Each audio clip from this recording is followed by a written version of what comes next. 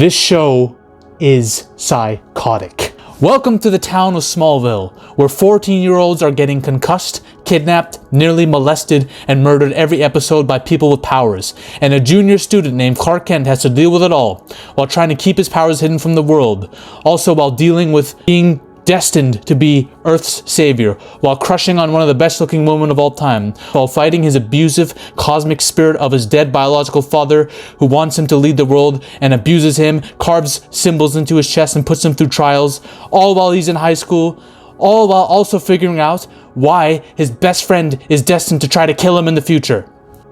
With this trauma comes the darkest, at times most scary Superman we've seen, and physically the strongest Superman we've seen in live action. I will die on the hill. Many of you will laugh at that I just said that. I will prove it without a doubt in this video. I promise you that. Before we had the Arrowverse, we had Smallville, the show that paved the way for all these superheroes to come onto screen. And yes, it can be a dumb CW high school teen drama. Yes, that is true. But there's one thing you cannot deny. This has some of the greatest casting you'll ever see for a live-action superhero movie about Clark Kent. Okay? The GOAT Jonathan Kent. I love Kevin Costner. Okay? But this is the GOAT Jonathan Kent. This is the GOAT dad. John Snyder killed it. The GOAT Martha Kent. Anna O'Toole plays this character with such emotion. You believe her relationship with Jonathan, and you believe that she really loves Clark. Okay? The GOAT Lois Lane. Yes, I said it. Erica Durance is that woman. The chemistry with Clark, the fact that they hate each other when they first meet, and then they go to love each other. Not to mention, they do have the best relationship towards the end of the series. Their back and forth is everything. You really believe she is the one destined to keep Clark grounded while he has to fulfill his destiny to save the world. Okay? She is the GOAT Lois Lane. The GOAT Lex Luthor. I love Eugene Hackman, okay? I'm a fan of, I do actually like Jesse Eisenberg's schizo, socially awkward Lex Luthor more than most people did. But this is the real Lex Luthor. This is my Lex Luthor. Not only because he's a badass and every scene he's in freaking carries the show. Him and Lionel, they're back and forth, especially in seasons 1 to 3. That's our escape from the teen drama love triangle bullshit that Clark was dealing with in high school.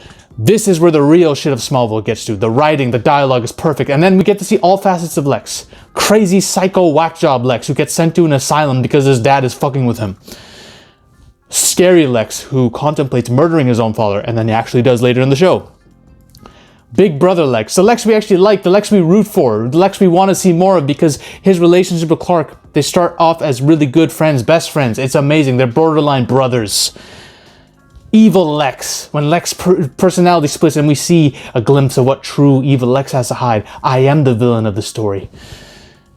And then towards the end of the season, we do build up to the Lex Luthor as we know it, the true arch nemesis to Superman.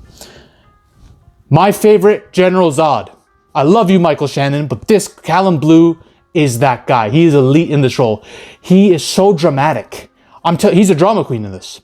He plays every scene with such bravado, such spite in his words. His final fight with Clark at the end of Salvation, where they use blue kryptonite to keep each other human while they're having a freaking fist fight, is awesome.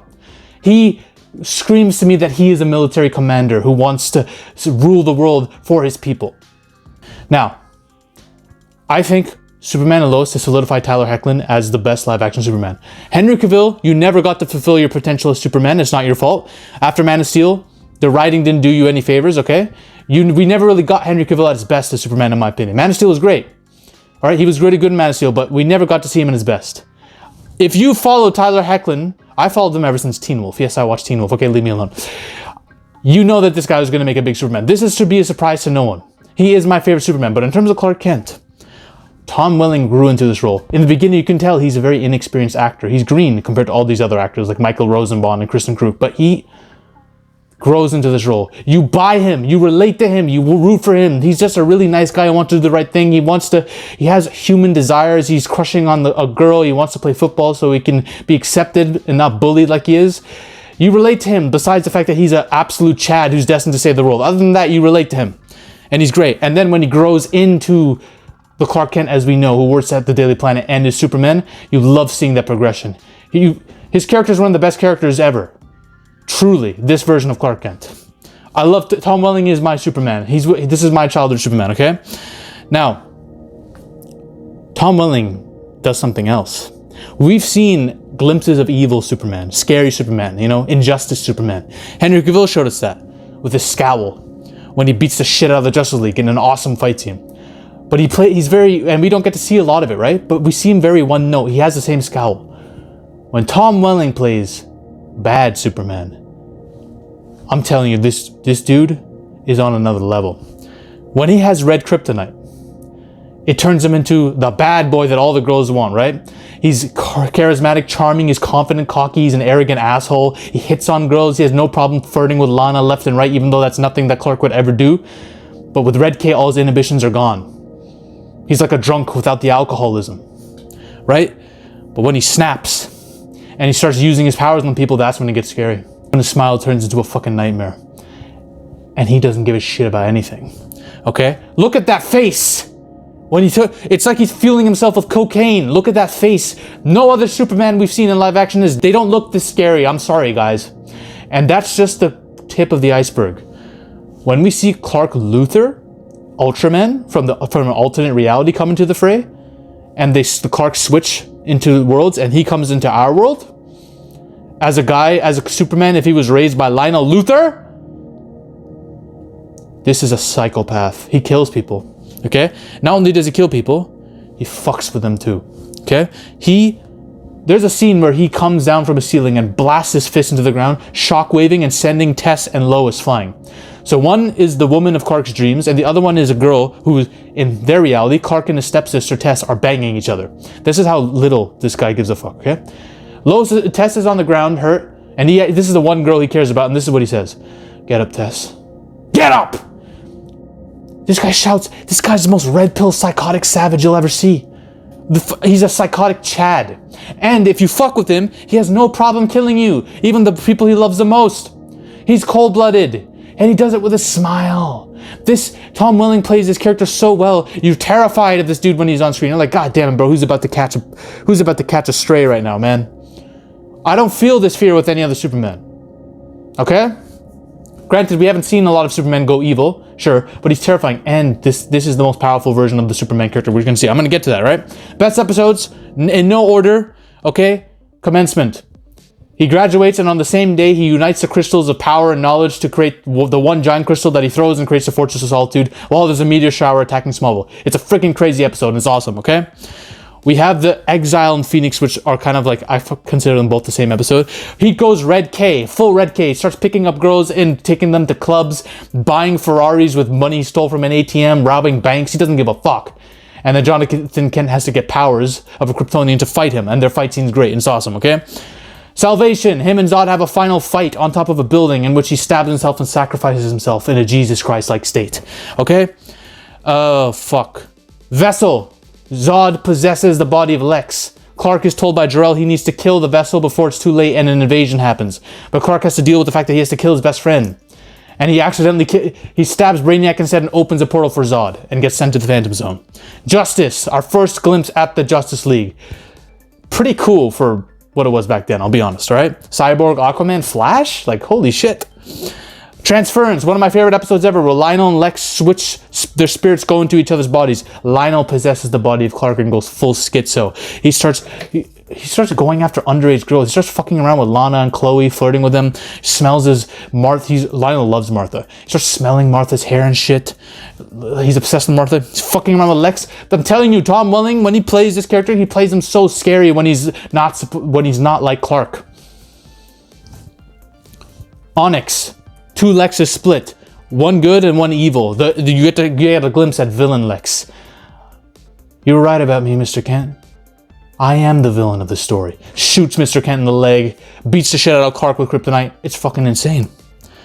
Leech. Clark gets his powers taken from him, and you get to see what it's like for Clark to be human while seeing someone else with his powers fucking go crazy. And you get to see how special Clark is as a character and why he is not the corrupt one, right? The powers enhance the person you already were underneath. It's proven. This is a great episode. And then unanimously recognized as probably the best episode of Smallville is Reckoning. The 100th episode. He proposes to Lana and reveals his powers in the fortress to her. She dies in a car crash because Lex is a fucking idiot. And he brings her back to life with time travel, but Jor-El decides to take Jonathan Kent from him in the best death that a Jonathan Kent has ever had. In live action, comic books, whatever. This is my favorite Jonathan Kent death. Okay? Underrated episodes. Anything with ALICIA. Lana Lang made me discover love. ALICIA made me discover my sexuality. What Megan Fox in Transformers 1 was for many people, this is what she was to me. This woman is... I have no words for this woman. She's smoldering hot, okay? But she's a psychopath, crazy chick who's in love with Clark and obsessed with him because they both have powers, and this is the first girl Clark can relate to on that level. But she's insane. She loses her mind.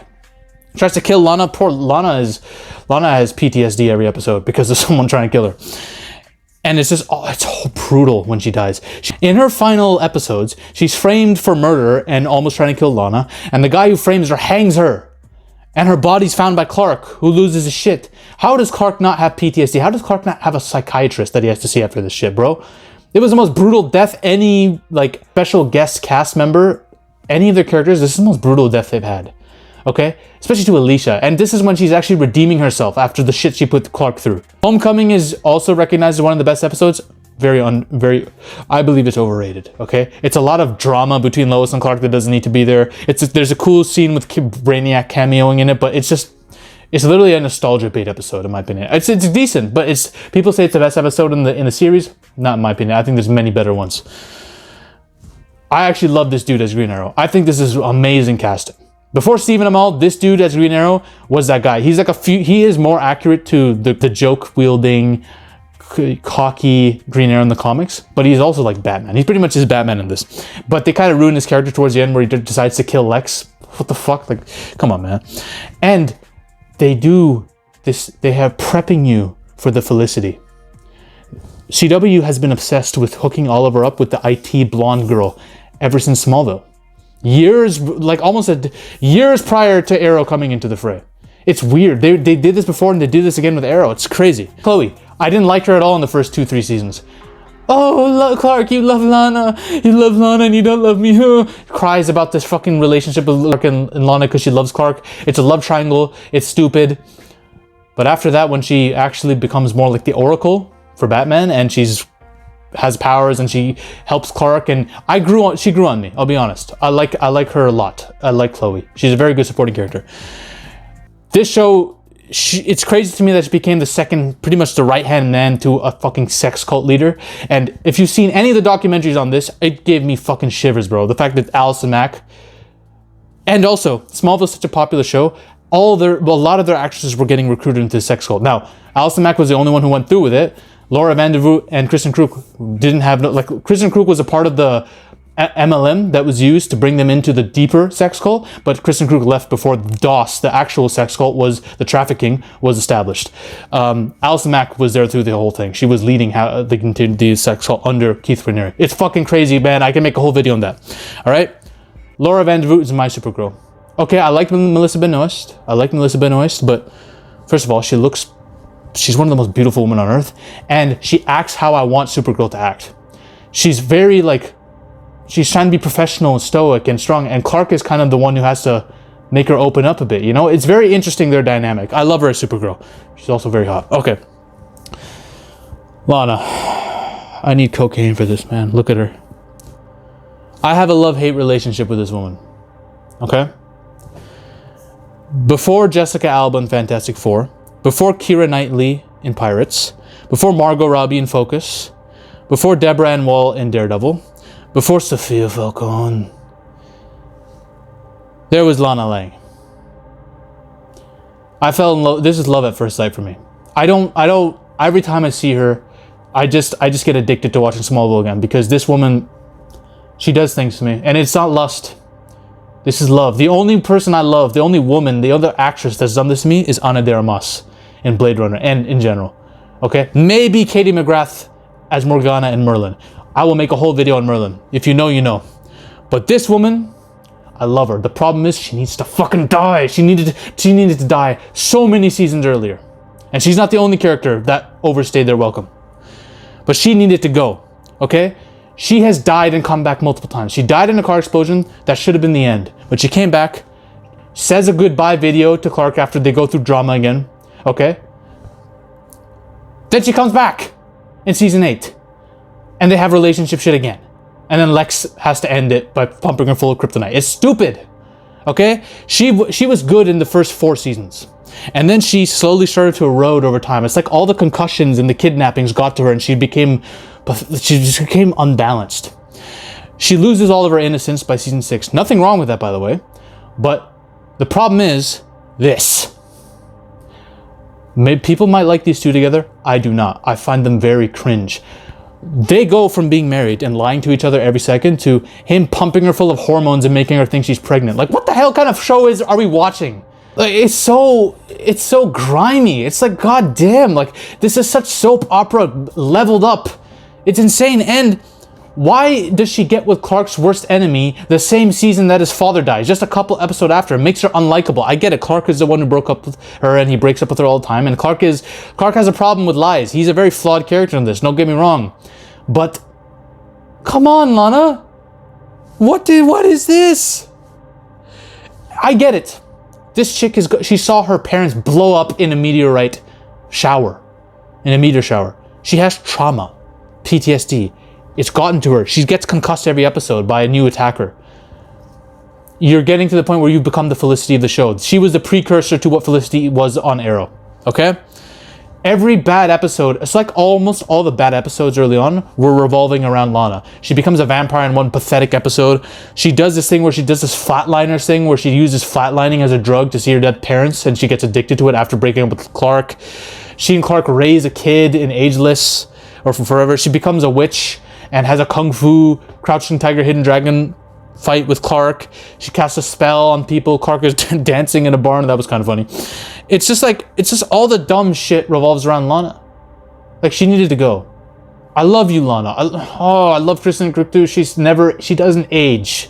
But god damn it, this character was problematic. And I think Kristen Kruk, the actress herself, had a problem with the character because of how repetitive it was getting. How much she went from being a damsel in distress every single goddamn episode to just doing dumb shit. Okay? Lionel Luthor, I love this dude. I love John Glover, but my god, you needed to have been dead after the first 3 seasons. There was no reason to keep him around after. He went from being an ultra badass, abusive father, like he should have been, to a messiah of Jor-El for Clark, who's helping Clark in his journey and stopping Lex from getting to him. And this guy's an asshole because he goes from abusing Lex left and right to being a redeemed character because he's now a vessel for Jor-El. But he pushes Lex farther down the road of darkness by fueling Lex's jealousy and always talking about, oh, Clark is a great man. He's the one who's destined to be. Like, Lionel becomes a hypocrite. I don't buy that the fact that this guy is Jor-El's vessel. And the Jor-El's real vessel, the guy who's guiding Clark, should have stayed Martian Manhunter. And they do make Martian Manhunter a guy who knew Jor-El and is helping Clark. But they do this shit with Lionel too, and it's stupid. Lionel should have been killed off by Lex 2 seasons earlier. They do too much with him. He sticks around, he's just there, and they bring him back in season 10. It's just like, I get it. It's his clone or from an alternate reality, but still, it's stupid. Okay? Jor-El. This guy's a MacGuffin, okay? I like the idea of the spirit of Jor-El taking Clark through trials, testing him. But he becomes so overpowered. This guy's like an omniscient god. He brings Clark back to life. Whenever Clark needs help, he's there. Whenever Clark is in a bad state with Red K, he gives Jonathan Kent Kryptonian powers. Like, this guy's a god. He's convenient whenever the writers need to use him. He literally heals Clark from wounds that are fatal to him. Like, come on. Like, we need this. Is this a plot device, what Jor-El is in this show? And then they do this dumb shit where Jor-El came down and banged a girl that looked like Lana way back then and then secretly was on Earth the whole time. It's like, bro, goddamn, man, this is just... this is what happens when you have a show that goes too long, okay? Kryptonite is overused, I get it, but they need to. They need to. If you have a character that's basically a god among men and you need to make it a drama, you're going to have to make him vulnerable, right? 2 episodic. Freak of the Weeks happen every season. This is the problem with the 24 episode season run for 10 years. Now, the final episode. Disappointing to me. Great conclusion and send-off to Smallville. Too much screen time was put on these two. I get it. Lois is a very important part of his life and the marriage is big. The marriage should have happened at least 1 to 2 episodes before the series finale. Because what happens is, when you make the marriage to eat up so much screen time from a 2-hour finale, you have multiple threads that need to be concluded, like Darkseid and Lex coming back, and they all get rushed Darkseid's defeat and Lex's return are rushed. Okay?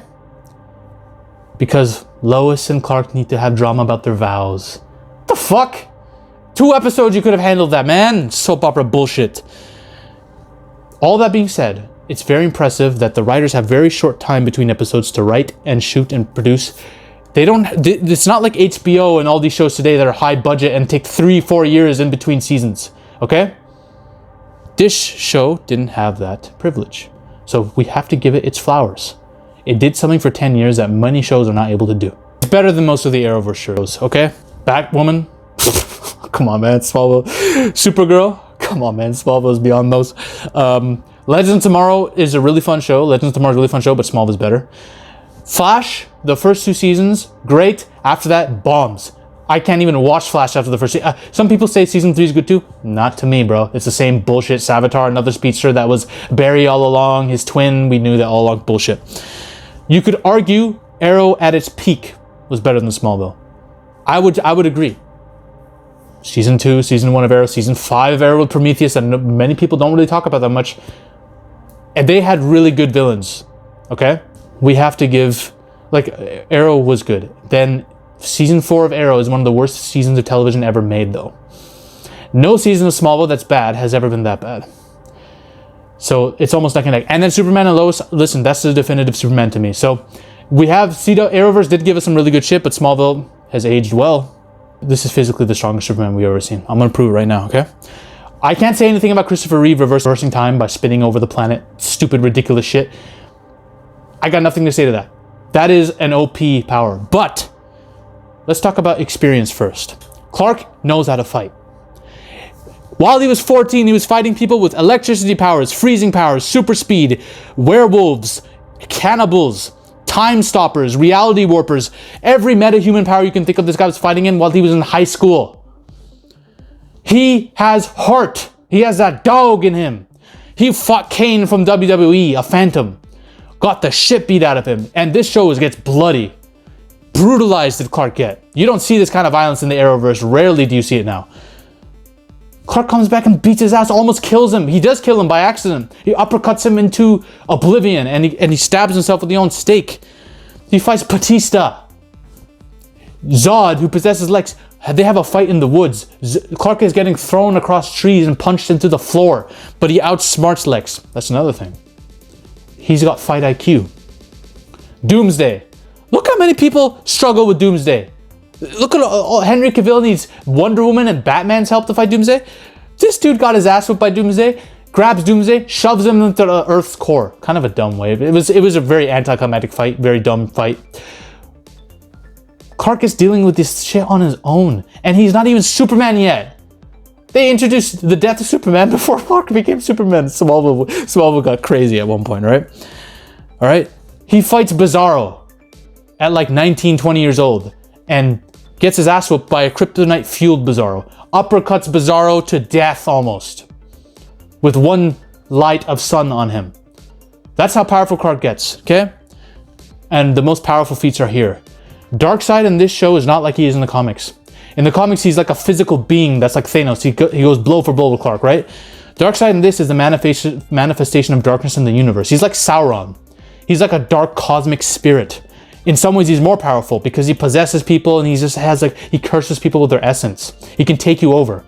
Clark literally learns how to fly in the final episode, flies into Darkseid and destroys him. He destroys and takes out the essence of darkness on Earth with one punch. It's so stupid. It's so rushed, but that's how powerful Clark is in this. And then what does he do right after that? He shoulder presses an entire planet. He shoulder presses Apocalypse and hurls it through space. Remember the Superman from the comics that bench pressed Earth and like used a chain and sneezed away galaxies and shit? That's how close we're getting to that with this live action Superman. No other live action Superman is as strong. This dude is bench pressing planets like they're nothing, guys. And destroying the force of darkness itself. That's Smallville, yo. One of the most schizo shows ever made. I'm gonna make a whole video on the Arrowverse after this, but that's it. That's it. If you want to know my thoughts on Henry Cavill's Superman and how he could have been actualized in his potential, watch my video here.